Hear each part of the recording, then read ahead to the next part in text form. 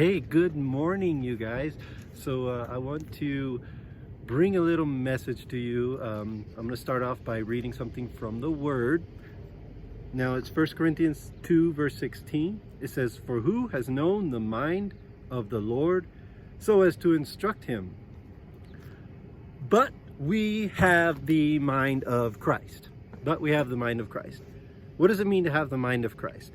Now, this is an identity that you need to attach to having the mind of Christ. As if I have the mind of Christ, I also will have the eyes of Christ.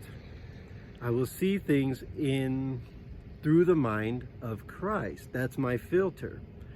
What does this mean when looking at somebody else? Now, if I have the mind of Christ, I'm going to see other people as Christ sees them. I am not going to project an identity on them from their outward appearance. Doesn't matter what identity they project back to me or they think of themselves. Through the mind of Christ, I see them as a child of God, a son or daughter of God. Now, when we take on the mind of Christ as our identity, let me give you some personal examples. Let's get personal for a second. So if I see a homeless person on the corner of the street, the outward appearance says this person is not as valuable as the CEO of a big company, as the person driving next to you in their BMW, even the person working at McDonald's. And like I said, so that identity, those identities, all three are outward appearances that are projected. It's not the way Christ sees them. He's not interested in your accomplishments. He's not interested in what you drive or where you work or what you do. He's interested in your identity in Him. Now, let's get a little more personal. All right, fellas,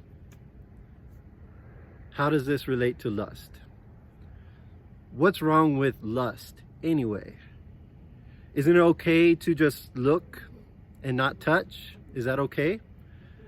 Here's why it's a problem. When you look at a woman and reduce her to an image, to a shape, size, proportions, when you reduce her to that, to her appearance, you're stripping away, in your mind, you're stripping away her identity as a child of God. I already said it. It doesn't matter what she's projecting to you, because that's her issue. If you play along and you go into the identity crisis and start viewing her as an object, you're not thinking with the mind of Christ. So this is why you cannot lust and still have the mind of Christ. They can't coexist together.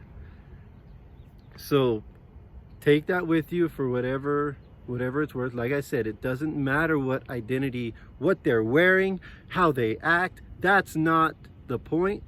Your identity can't be projected from somebody else. You can't take on the identity of, oh, they did this too, they did this, so they want me to act like this. Then where's your identity? Your identity is in somebody else. Somebody else is determining your identity. When we lust, we're letting somebody else determine our identity. We are projecting in our mind an identity on them that is incorrect. So take it for what it's worth. Let me know what you think, and I'll talk to you guys soon. Bye.